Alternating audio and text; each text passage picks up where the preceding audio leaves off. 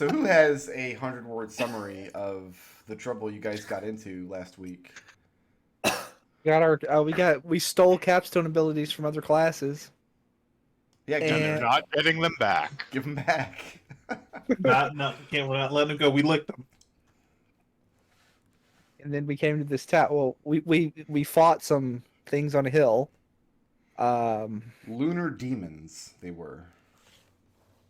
Isn't that an enemy from Bloodborne? I feel like that's an enemy from Bloodborne. It's possible. There's like a whole moon thing going on there. But we got the capstones and we came to this tower, and this tower seems to be in very poor shape. But we found some survivors.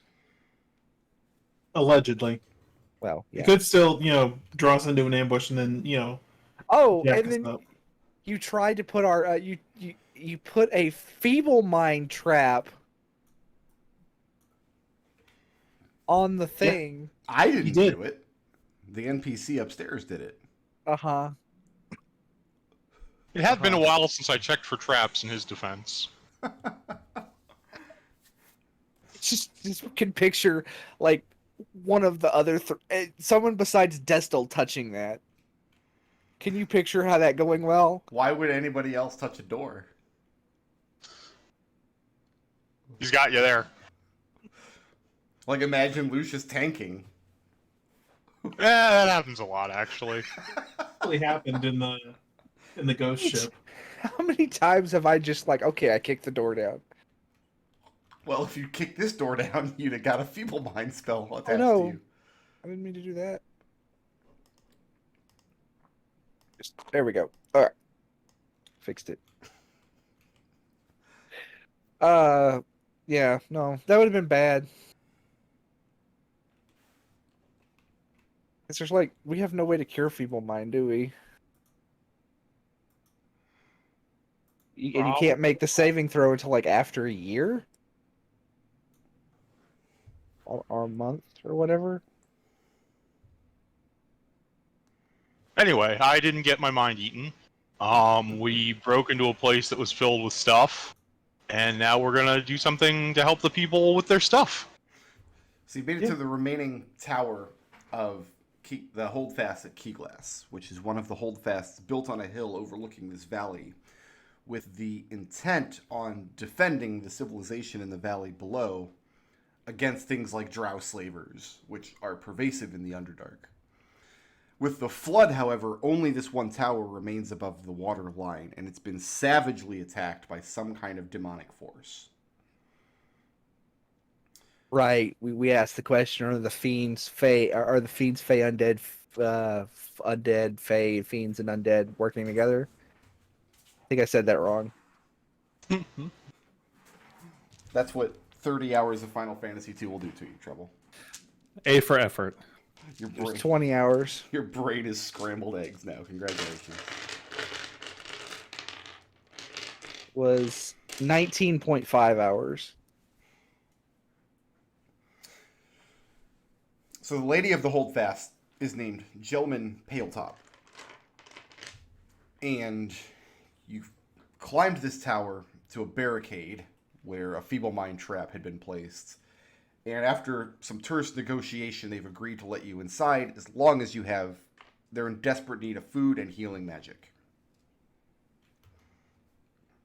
Right, we don't see any problem with that. So over the course of the next few minutes, you bring down the barricade, and they allow you up into the 5th floor of the tower.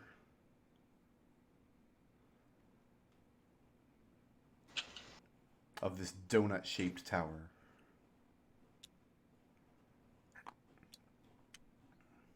Pretty standard tower shape, honestly. The spiral staircase continues to wind upward. And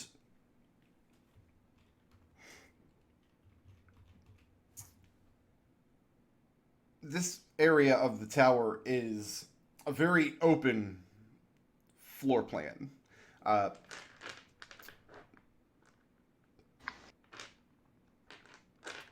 it hasn't seen the same level, despite what the actual map looked like, it hasn't seen the same level of combat or destruction as the lower levels had.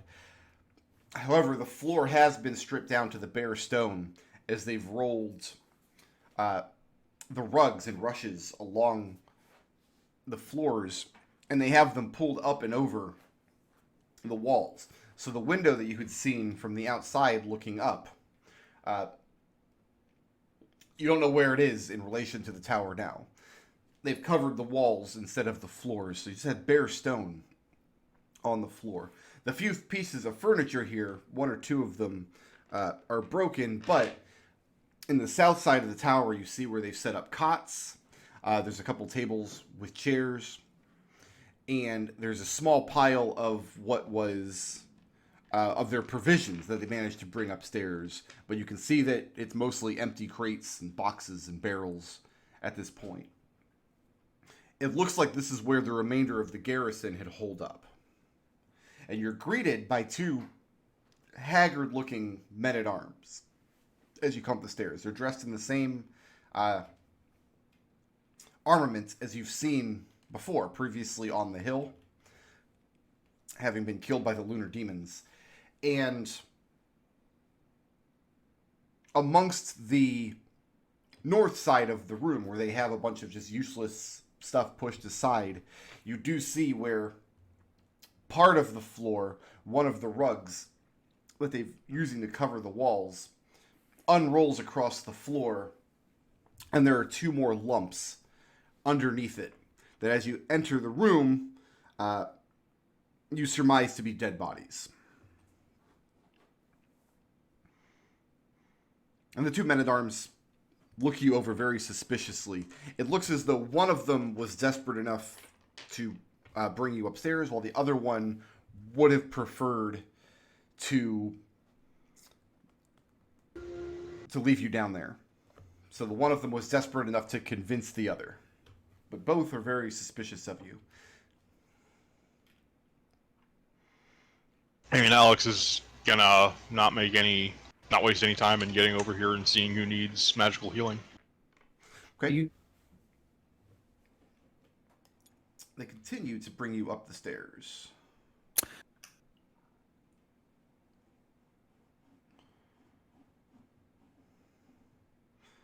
I need like a bigger revealer, I guess.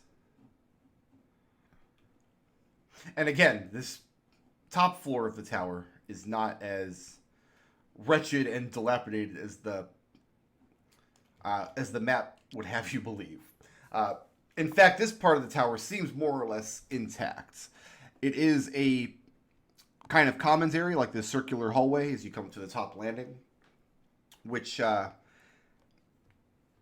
a nice rug on the floor and a sitting area with tables and chairs,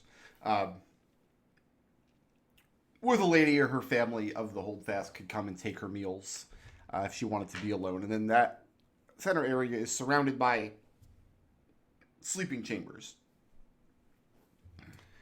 You're ushered over into one of them, where you see an old gnomish woman laying abed, unconscious, but fitfully so. And you can smell a festering wound as you approach the bed. Can I make a medicine check to see what's up with her? As you close in on the bed and you go to like pull the coverings back, one of the men-at-arms interjects, steps in front of you, but he's quickly pulled aside by the other one. And at this point, it becomes apparent that these are the last two remaining men in the Holdfast. The rest of the garrison was either sent away or killed, and presumably eaten by demons. Mm-hmm. Go ahead and give me a medicine check. Let's see here. So...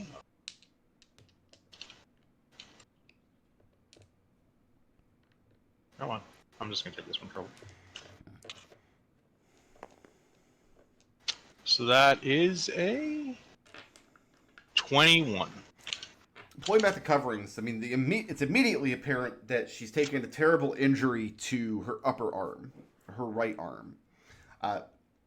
So her arm is laying limply across her chest, and you can see where it's been bound and dressed. But the amount of blood she's lost from it is striking. A wound like this, you would expect, if it wasn't fresh, could be bound up and would start to heal. Hers was bound up, but it has not started to heal. And for a moment, it's perplexing why. But you're trained in Arcana, right? Yep. And you realize that there's something in place that's causing the wound to not heal properly. You've encountered these before in the field when you take infernal wounds. Yeah, with maximum hit point reduction. But yeah, she's feverish and ill, and the wound has been open long enough that it started to fester.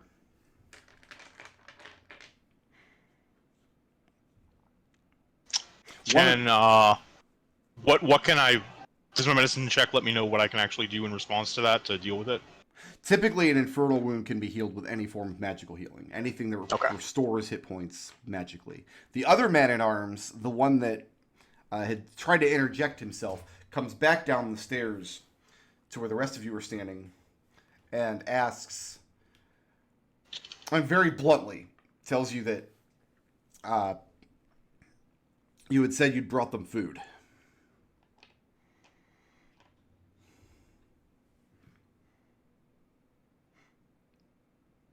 I mean, do we have any? I don't think it came up because we. But did we get any kind of rations from the pleasure barge that we were on? I 'Cause do I have think we good u- berries. Yeah, I think. Oh all we yeah, that's have right. are Yeah, those you had two. good berries. Yeah. If you, Yes, as an encounter. you have whatever's on your character sheet. So I will, if they'll let me and they don't freak out, I will cast Goodberry and I will offer them to those who absolutely need to eat. I mean, there's only 3 people in the tower, and one of them's unconscious. Okay. If you're unconscious, Goodberry will bring you back. I thought we had determined you can't, because it requires an action to eat a good berry. And you can't take actions if you're unconscious. Oh, no, you're correct. That's right. Yeah, a creature can use its action to eat one berry. That's one of the things we've been doing wrong for many years. I always like finding those little tidbits when I go back to rule books, like, oh, this is a rule we've just been doing wrong for 5 years and nobody noticed. We usually do it like we shove it in their mouth. Right. Yeah, we've been very- assuming it works like a potion, basically. Yeah. A potion Either way. says it takes an action to administer a potion. Whereas Goodberry reads, a creature can use its action to eat a good berry. That's the distinction that caught me off guard. Yeah, he gladly takes the good berries. There's recognition when he sees them. And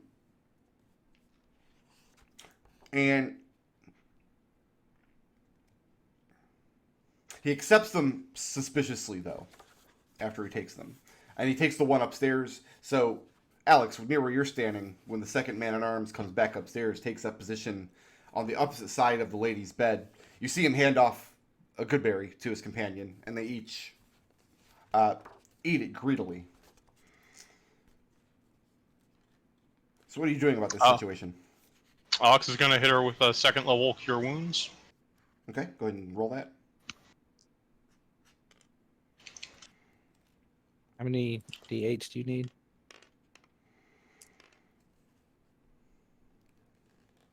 12 healing. Okay. So yeah, Alex pulls some concoction out of his alchemist's kit and applies a salve to this festering wound. And at that, the wound begins to close, and it's still terribly discolored, but it does stop bleeding. And you don't see any immediate change in her level of consciousness. She's still very feverish. She's still murmuring and sweating profusely.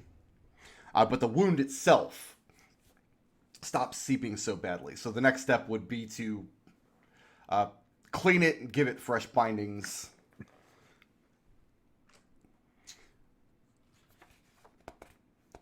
Before you can get much further, though, from down below you somewhere, the whole tower rattles for a moment.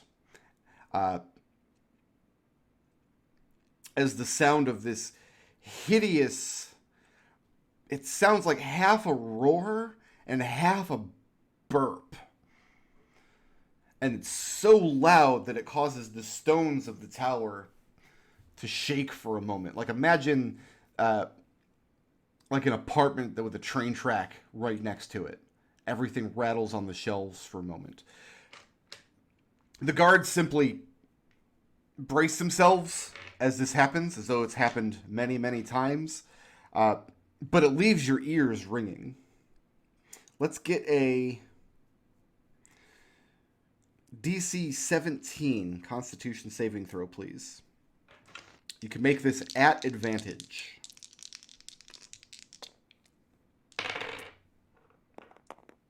Sorry, I was having to reconfigure Tabletop Simulator for a thing. Alex fails. Fails. For Gus. Who all failed? Just Alex?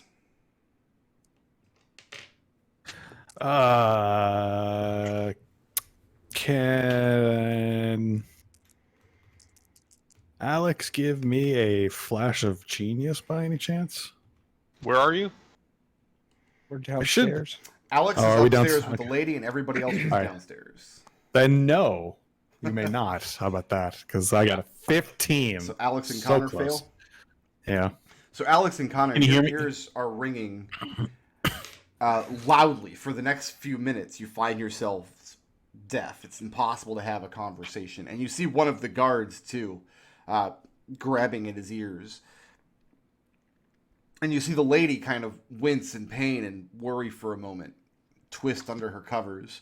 And Alex, now that you're standing here, now that it's happened, you notice on the men-at-arms, both of them have brown stains in and around their ears that could only be dried blood from ruptured eardrums. This has been going on for a while. Hello, am I here? Yeah, you're here. Okay, Technically, you're there. I'm here. sure. Sorry, I was having, like I said, I've reinstalled Windows and then everything is fucked. Just, yeah. I'm sorry, I Lucius- just had to go Dr. Seuss on you there for a moment. Yeah. Lucius passed his save. Okay. So, Lucius, you get that ringing in your ears, but Alex and Connor are actually deafened for about a minute until it subsides. Oh, It's a regular thing. excuse me, but what the hell? They tell you that the men-at-arms explain that after the attack, after the flood happened, there had been an increase in sightings of all kinds of, especially aquatic, terrible creatures coming up. They'd always had these kinds of things in the area because it's a river valley, but with the flooding, they'd expanded their territory. You've heard this story from the captain of the Widdershins.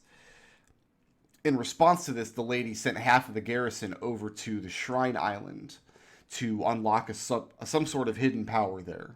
Something that would have bolstered the defenses of the Holdfast. And then once they'd done that, the plan was to try to go out into the waters and look for survivors. Instead, the men of that excursion never came back. And within a couple of days, the tower was set upon by monsters, by demons. Well, we think we've cleared out the temple or this tower up through the water, up to the top of the water line. We found the shrine of which you speak, and Lucius just looks at his hand for a moment. There was a lot of dead bodies.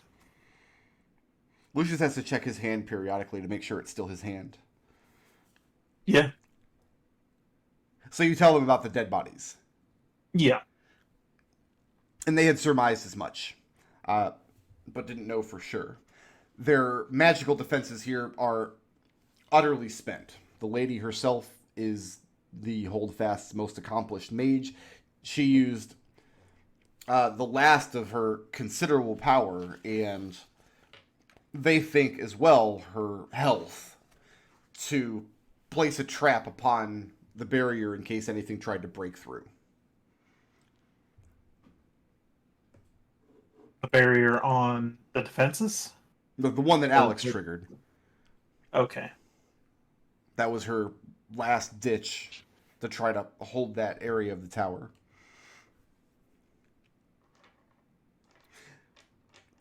But Alex, after healing the wound and after the roar fades away, the one that shook the tower, you do notice that the lady is sleeping much more restfully now. But until she wakes up, there's not really much else you can do about it. Meantime, shall we take a look down below? Try to make more of this place safe.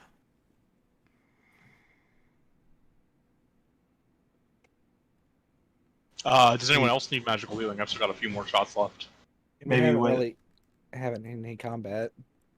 No, not you guys. Oh, No, the The men-at-arms... people we agreed to help to come in here? The two remaining men-at-arms had not been injured. They were just Okay. hungry and very, very tired. So the good berry has done quite a lot to rejuvenate them. But there's not much else you can do unless you can revive the remaining dead ones. Okay.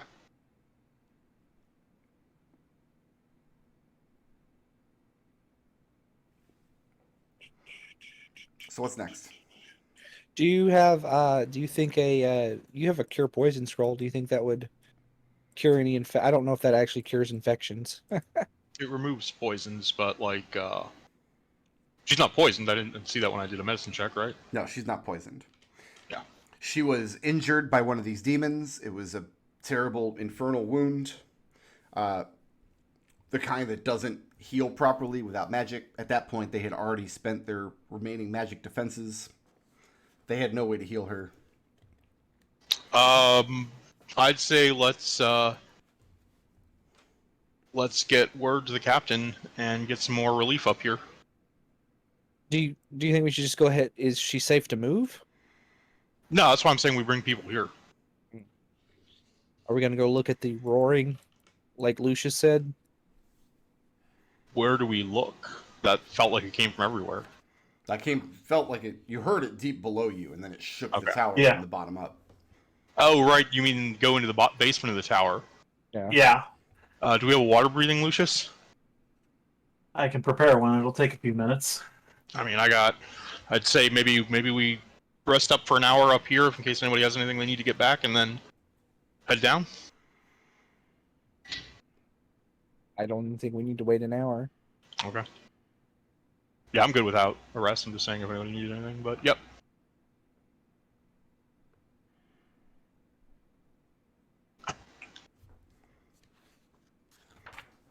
Alright, so you guys are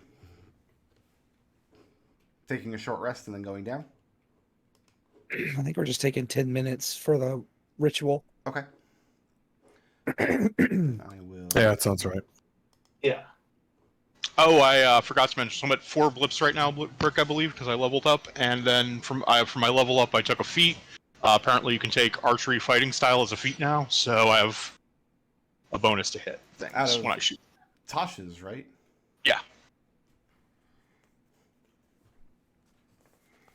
And archery is just ranged attacks, so. Well, I mean, I'm sure that's what the book says, but we both know that's not true. Marksmanship is Yeah, what well, is if the you want, key. I'll name it marksmanship. If, it's not Crack shot. It's named crack shot. There we go.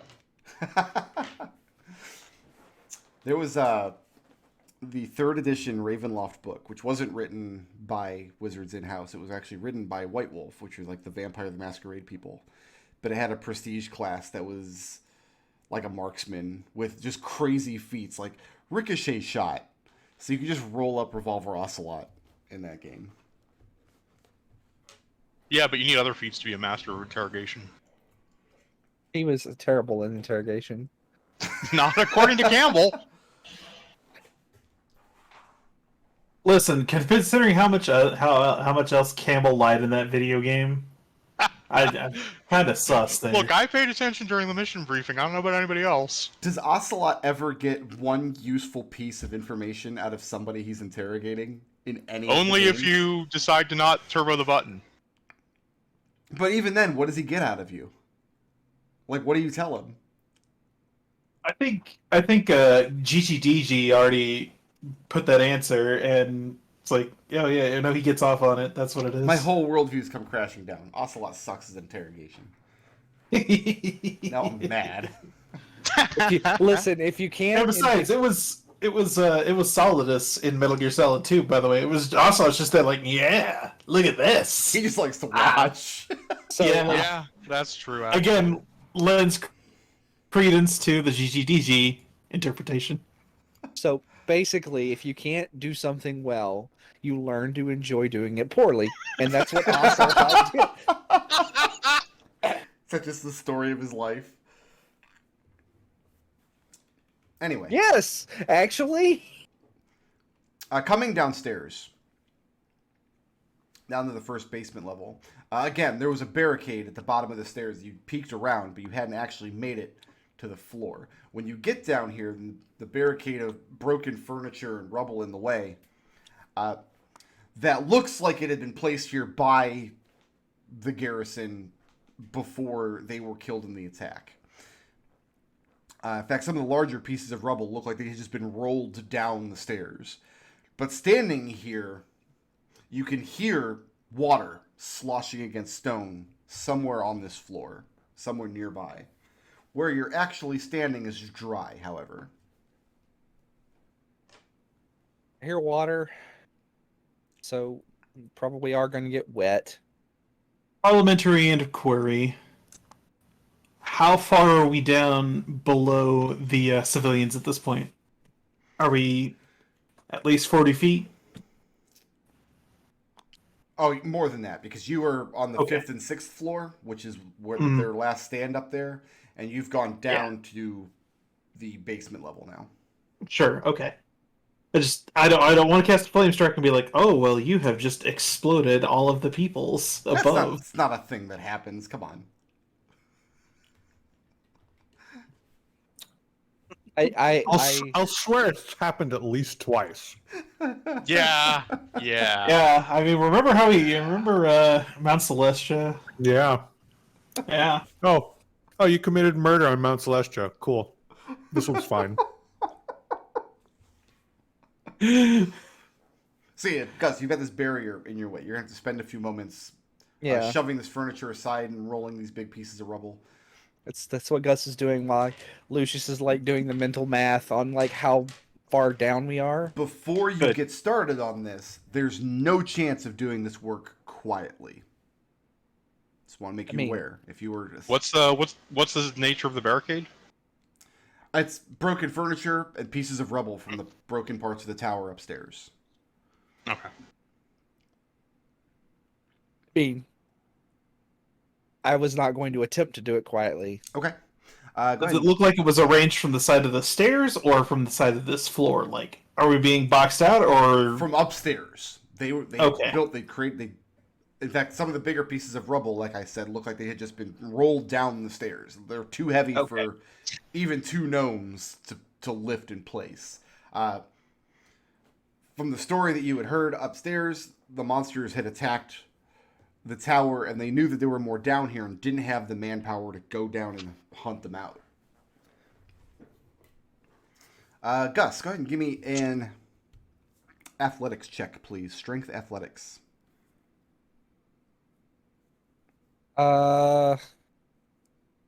Strength athletics. All right. That is a 15. Okay. As you bring the largest piece of rubble, rolling it to the side, causing a table and a stool that had been wedged on top of it to kind of clatter to the ground. And a few moments after that, you hear another one of these from somewhere closer to you now. Another one of these like half roar, half burp sounds. Let's go ahead and repeat that saving throw, please. Make the saving throw at advantage. Looking for a 17. Pass. It's a pass on Alex. Okay. I'm one short. That's a fail. There you go. Do we have a Numac coming down with you, or did I not spawn one? Yeah. He's coming down. I just don't have one. There is a Numac, and there is one for initiative order. Not that Thanks, there's going to sir. be any combat down here. That'd be preposterous. Lucius passes. Okay. Numac does not. So yeah, Numac is deafened for about a minute. Okay. Where is Numac? Did he do the fog of war thing? Did he what? Did Numac do the fog of war thing? Where he isn't actually where he's there but we can't see him? I put him here, so you can place There whatever he you is. want. Okay. Now he's there. Okay. So, Gus, you've managed to open up a spot in this rubble large enough for you guys to squeeze through.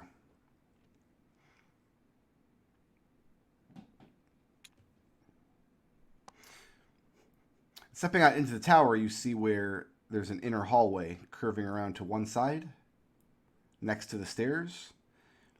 And as the hallway turns to the other side, you see the entire floor of the tower has been badly damaged and is actually starting to list downward in a gentle slope.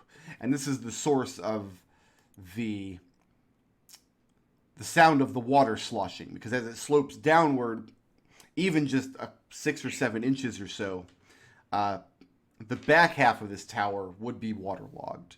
There's also an opening into the center chamber off to your right. Nothing immediately tried to bite my face off.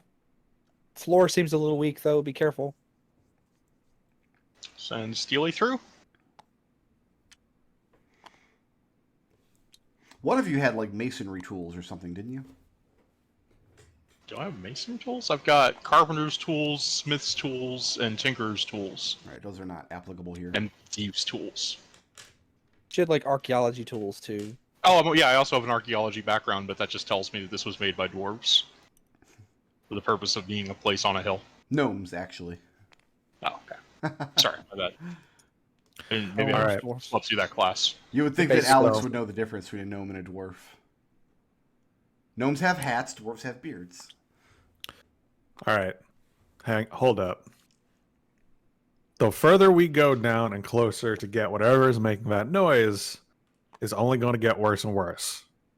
Yeah. So anything we can plug in our ears, anyone have anything we can plug in our ears so that the closer we get to it, we don't go insane, going deaf every few minutes, losing our eardrums and shit.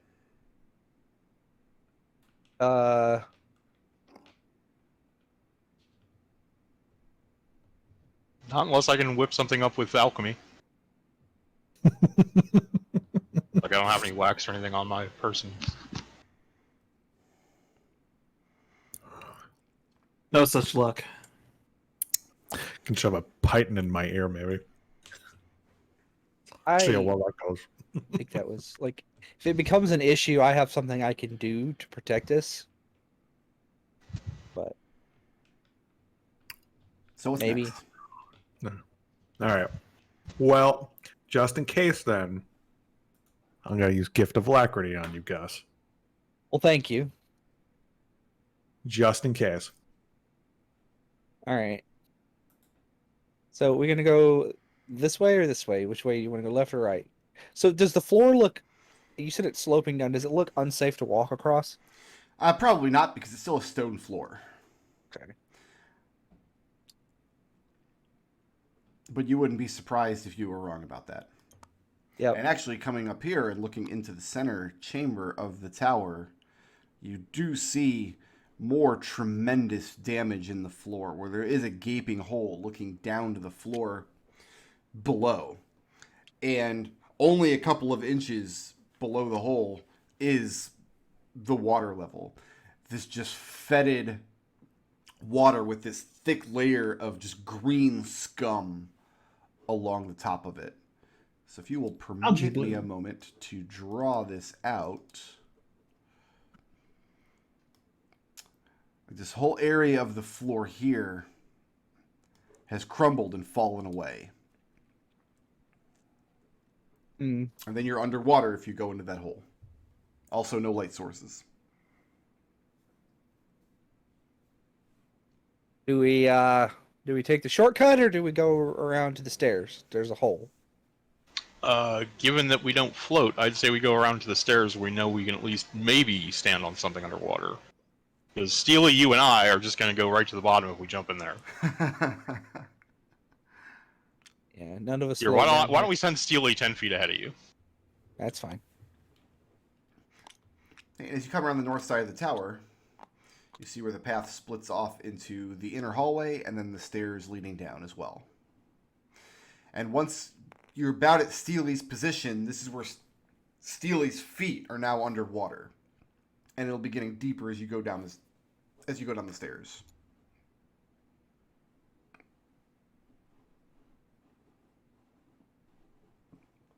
So the next floor down will be completely submerged. I mean, we better be careful, guys. We've only got 23 hours and like 42 minutes of water breathing left. I'm going to alter self as soon as we get into combat, because otherwise I sink. In fact, as soon as I step into the water, I'm going to do that. I'm going to cast alter self and give myself gills and fins to get a swim speed. Interesting. Okay. So yeah, Alex mixes up a weird potion out of Alka's kit, drinks it, and suddenly goes real blue in the face. Alex, oh my god, can you breathe? What's wrong? Yeah, then he holds up like his gilled fingers, or his webbed fingers. Just making sure I don't sink. Sure. Connor doesn't look impressed.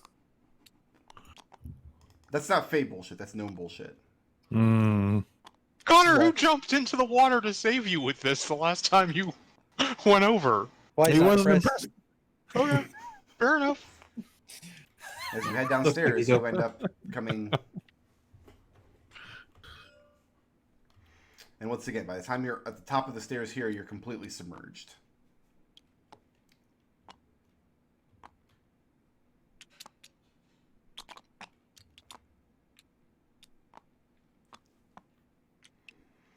Alright, roll initiative.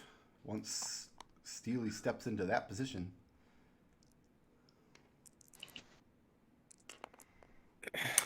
I can't shoot arrows underwater, can I? It's a magical bow.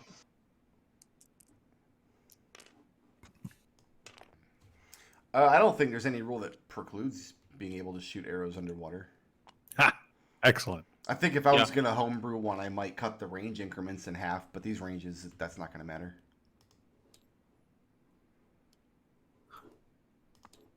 Alex has definitely modified his gun so it works underwater. If it didn't originally. I mean, it's not like you use powder. Yeah. What is going on here?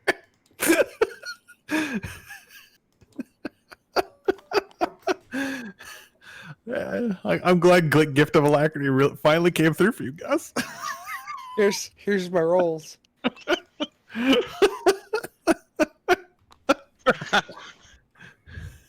Wow. Good job, Gus. Gus had some of Alex's dehydrated coffee before we came into the tower. He's like really alert.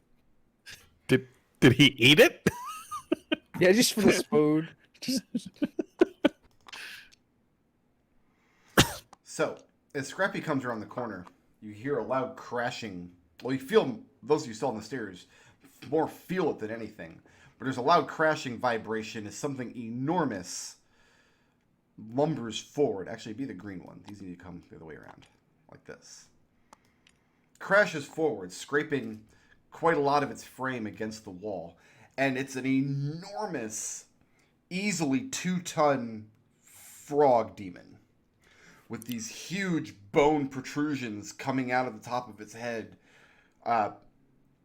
Crackling around in several directions like chaotic horns. And it's propelling itself forward underwater with alarming speed as it takes up a position right here in the water.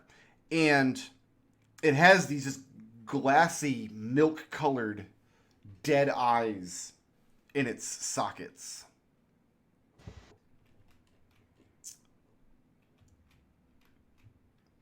So I almost said we're starting with Connor, but then I look way up here. Party town. and see Gus.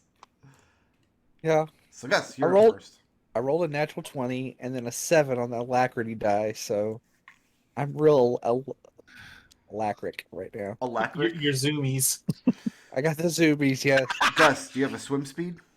No. Then you every square is going to count as difficult terrain. Yeah, yeah. So I could probably, if I was here, so 5, 10, 15, so yeah, right about there. And I'm gonna look off and see the frog hemoth question mark. And just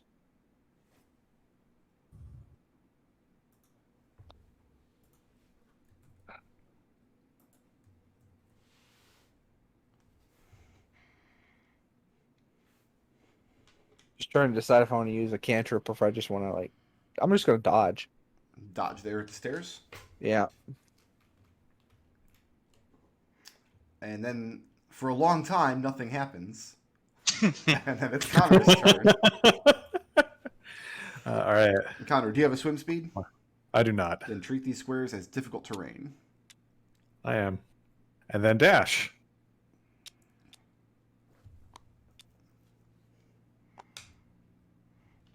And that's Connor's turn. Okay.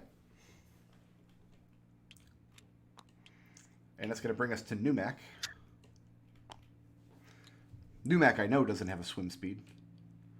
Dash gets him here. Okay. I'm coming up behind Gus. Mm-hmm.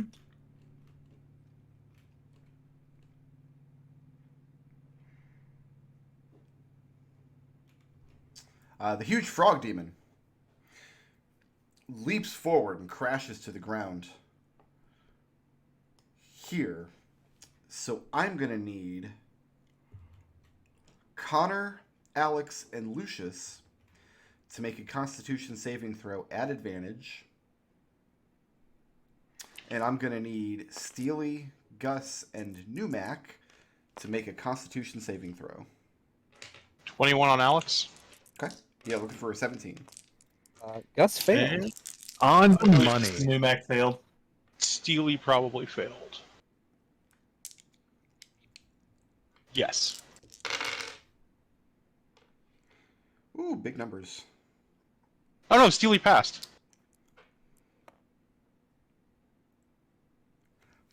41 points of thunder damage to the three of you standing closest to the monster. You can cut that damage in half if you pass the saving throw. So 20 Say points. 41. 41. So 20 points if Steely passed the save. Gus, you failed the save. Yes. You are permanently deafened. Did anybody on the stairs fail the save? Yes, Lucius failed. Lucius is deaf for 1 minute. And How much you fail by Yeah. Lucius? like 6. Oh, Hang on, let me there. double check that. I made my concentration check on Alter Self. I mean, I'm kind of distressed at this situation now because Gus, you've heard this sound up in the tower before. Being right next to it when this horrible abyssal belch sound goes off, the stones around you rattle, and for a moment you think you're not going to keep your feet. You feel your eardrums just rupture, and then you hear nothing else. I failed by 5. You failed. So yeah. So if I Lucius- give you a +5, you'll pass. Yeah. +5. Okay. So Lucius is not. Numac is permanently deafened and I think also unconscious. taking 41 damage. Yeah. Yep, 38 hit points. Yeah, he's down. All right, so Numac is unconscious. Said half damage, huh? And permanently deafened. All right, that's going to bring us to Lucius. Not happy at this. Really not happy. I can't get line of sight to him from here. No. He's around the corner from you. You know what doesn't require line of sight?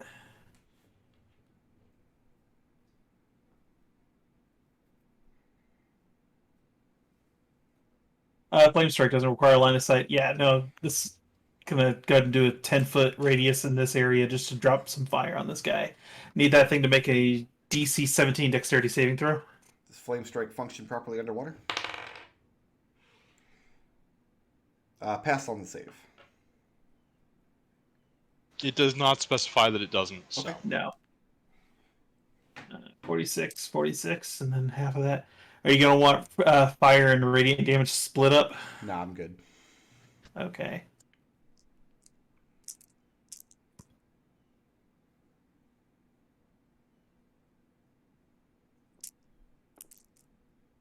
Oh god. God damn it, god damn it.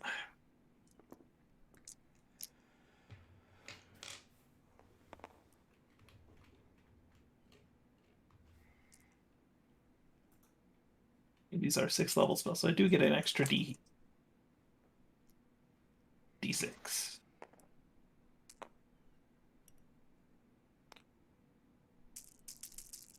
that enough D6s? What do you got? Sneak attack on this? Yeah. 36 points of fire and radiant damage. Which we're cutting in half. Half it you can cut in half, yeah. I'm gonna need calc.exe for this. I can't do simple math in my head. I can't do simple math with calc.exe. So you throw the flame strike down, and there's a gout of steam and the sound of water sloshing in as you boil away a huge amount of it. And the creature reels backwards, but as it opens its enormous mouth, no sound issues from it. Lucius, moving or staying put? I have moved all that I can. That's going to bring us to Alexander. How high is the ceiling in this stairway? Is there space for me to swim above someone to get line of sight on this thing? Yeah, that's probably fine. So if I just stay at the level I'm on the stairway now and I can be swimming like 10 feet above Numac here? Oh, well, Numax crumpled to the ground unconscious. Sure. Yeah, that's fine. Does that get me a shot on this guy with sharpshooter? Yeah, I'll allow that. Okay. So, yeah, Alex levels his gun at the thing. It's plus 12 now. Gus, usually this would be bad because the sound of that gun is really loud, and when Alex fires it next to you, like, it's deafening, but you're okay right now. So 27 on armor class? That does hit. Hope so. Jeez. Let's go ahead and be taking 15 magical piercing. Second shot. There we go. That's 25 on armor class. That'll hit. I just tried real hard. Yeah, tried real hard to explode on me. Now that I'm out of blips. For 10 magical piercing damage, and a third shot. It's gonna be a 18. 18 will hit. And go ahead and take another 12 magical piercing damage. Okay. And actually, on that with that 12, Alex is gonna release some sort of a healing salve that permeates through the water, and Numax can get back 6 hit points. So he's not unconscious, but he's still laying prone, and he's deaf. Yep. And then Steely is not swimming, so he's got 10, 20 to get to there, and Steely is going to assist to give me advantage on my next attack against this thing. Okay. And Alex, That's the end of our turns. a second creature you see poking around the corner from the center of the tower. But this one's much, much smaller, and its skin is much smoother, whereas the giant toad you're looking at here has this bumpy, craggy skin and these like bone-like protrusions. The smaller one back here has none of that, although it does still have the same just glassy, milk-like eyes. But it does not approach you. And that's going to bring us back to Gus up here on the top of the Burj Khalifa here. Yeah. Gus is going to move 5 feet forward to where Steely was. Mm-hmm. And he is going to...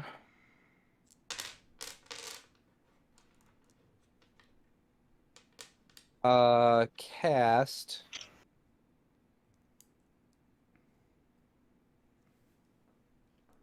Booming Blade on this creature. Okay. Does a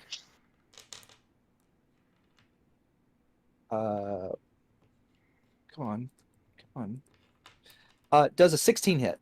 16 does hit. Okay.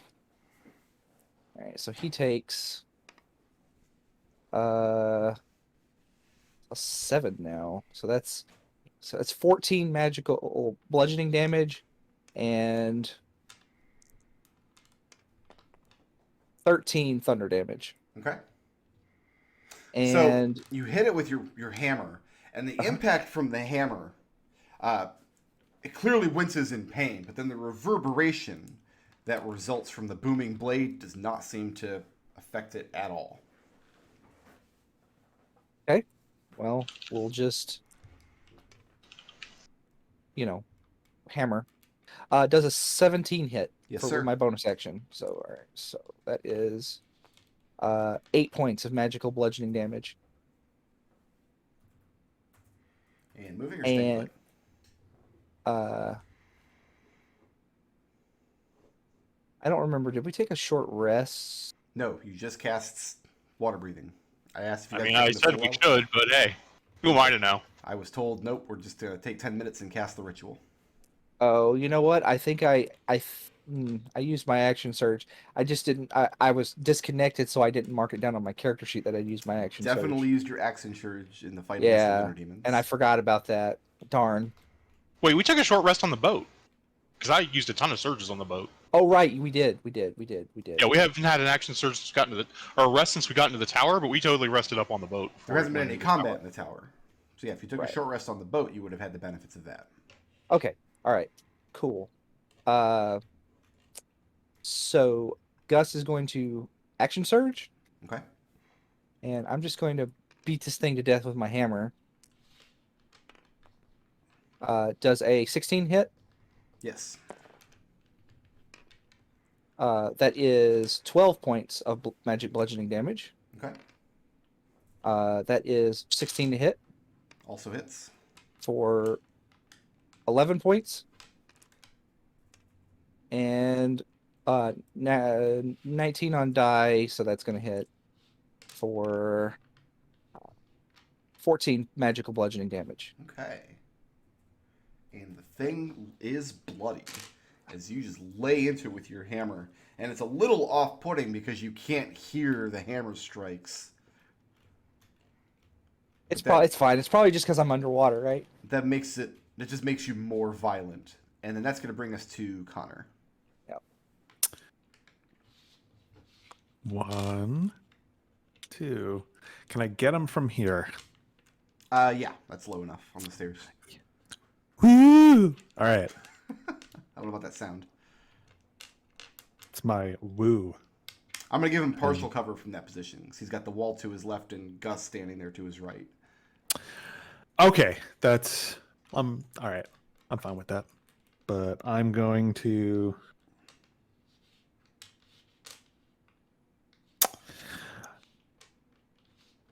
let's just Slayer's Prey it. Okay. Bonus action, Slayer's Prey. This cute little froggy behemoth type thing here. He's so cute. I'm gonna Slayer's Prey him. What was that And- noise? And we're gonna shoot him. Gonna shoot him with my bow. That's not gonna hit. We got a second arrow. That's a crit. Okay. All right, so the first one misses, the second one crits. So that is the Slayer's.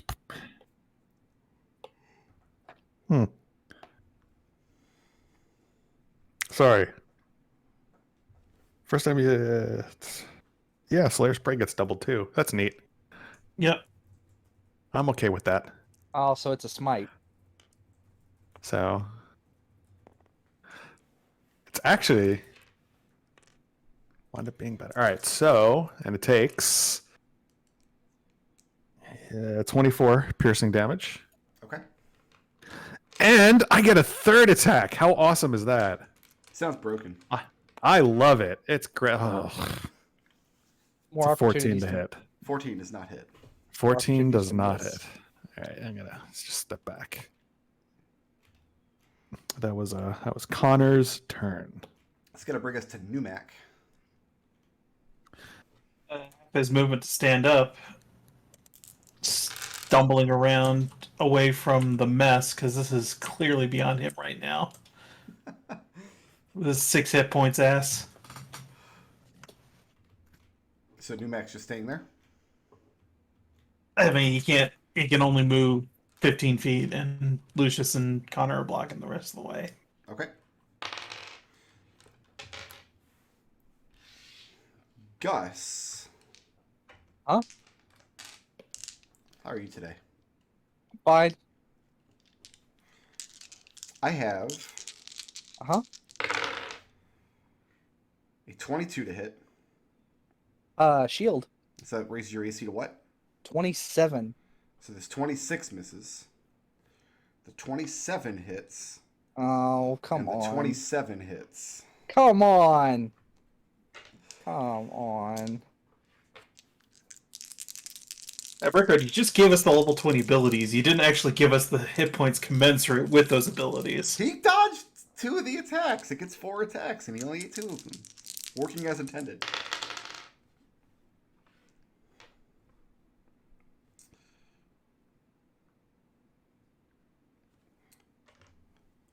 All right, Gus. Yeah. 14 points of slashing damage Okay. from the thing's first claw, and you are grappled. Okay. And then 19 points of damage from the bite. The thing lashes out with its claws, trying to get a hold on you. You throw up your shield, which is good for the first 2 strikes. But the third one catches you off guard, immediately drags you forward, and just crunches down on your armor with its massive teeth. All right. And it looks content just to continue eating you. And That's gonna fair. bring us to Lucius. I am bloody. Eating Gus will cause indigestion. I don't recommend it. It's fine. Gus is probably pickled from all the alcohol. How does Connor know this? Let's see. Flame Strike was fun. We don't ask you about your personal life. I was going to say, we apparently share a lot in 2 gallons of beer. Lucius, you're up. Yeah, Flame Strike was fun. I think I might have to do that one again. You're not going to be able to flame strike it without striking Gus, because it's chewing on Gus. Isn't the thing large enough to just hit the back half? No, he's got Gus grappled. Oh, okay, he's got. So- Yeah, you're right. Okay, then. Any AoE that hits him is going to hit Gus as well. Which is fine. I mean, you can just heal him later. Can I slosh through the water up to here and get a line of sight on him? It's not like he is going to hear it coming. Yes, you've got line of sight from there. Then I'm going to go ahead and give him some Eldritch Blasts. Sure. 3 of them, to be precise. Sure. First shot is a 19 to hit. We'll hit. Looking at 9 points force damage and push 10 feet. Okay. I'll let you do the pushing. Make sure you push Gus along with him. Can you choose not to push? Just wondering. Yeah. Okay. Second shot is a 27 to hit. That does hit. How funny would that be if that's just the last you ever see of Gus, just getting pushed away with the frog demon? Just 15 points force damage. looking back betrayed. Did you say 15, my friend? Yes, 15 points force damage. Okay. Third shot does a 16 hit. It does. Bully. 9 points force damage. Okay. I think you're the bully here. So how far back are you pushing him? Just the 10 feet. Okay. And are you moving or staying put? I've moved all I can this turn. All right, that's going to bring us to Alexander. All right. So on Alex's turn, he can swim out. That's 15. I've got advantage of my first shot on this guy from Steely, so let's go ahead and make that roll. He's a sharpshooter. So that'll hit a 23 on armor class. That'll hit.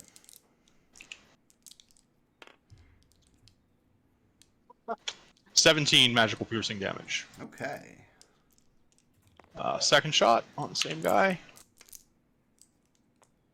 That's 29 on armor class That does hit.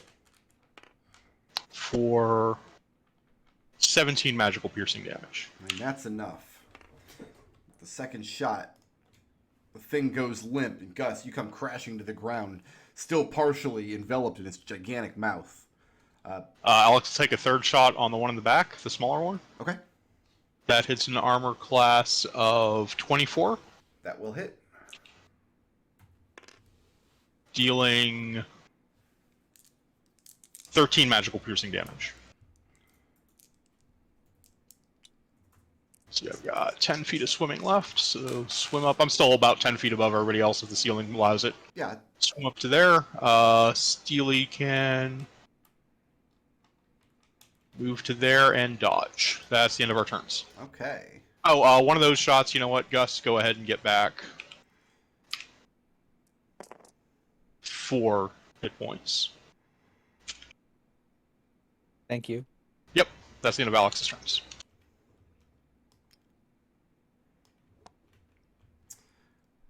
I need Steely, Gus, and Alex to make a Constitution saving throw, please.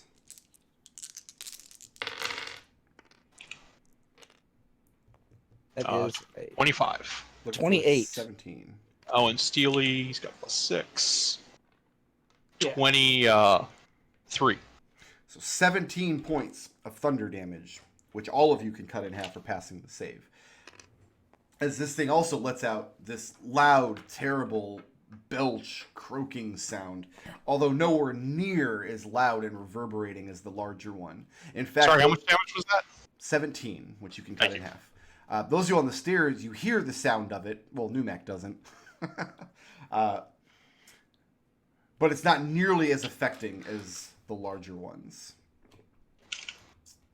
That's bullcrap. I'm deaf and I'm still getting damaged by thunder attacks. I mean, shockwave still hurts, even if you can't hear it. No, I know. I'm just saying, like, what's the point of being deaf? There's no point. It's malady. If someone tries to charm you and then command you with verbal actions, nothing will happen. Gus, you're up. Yes. So first thing Gus is going to do is he's going to take a split second to think about his life choices as he extricates himself from the mouth of this giant frog demon. Okay. And then he's going to jump up and he's going to hit this guy with his hammer. Okay. Does a 14 hit. No. Does a 25 hit. Yes, sir. Surely does. So he takes 11 points of magical bludgeoning damage. And for the third hit, it is a 23. That'll hit. And he takes an additional 11 points of magical bludgeoning damage. And is Gus moving or staying put?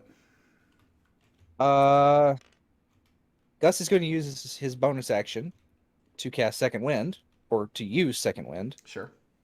And he's going to get back 2 on die. So 2 plus 11. So 13 hit points. And then that's going to end my turn, yes. It's going to bring us to Connor. Whoa, it's me. All right. It is you. 1, 2, 3. I think I did that right? Everyone's on edges. It's weird. Anyway, I'm going to shoot him. Slayer's Prey. Wham bam, thank you, ma'am. Here we go. That is a 23 to hit. That will hit. Excellent. He takes 12 piercing damage. Okay. Got another attack. Gonna shoot him again. That is 15 to hit. 15 does not hit. 15 does not hit. I got a third arrow. Now, some of these characters are deaf, but we're not actually deaf. You don't have to keep yelling at us.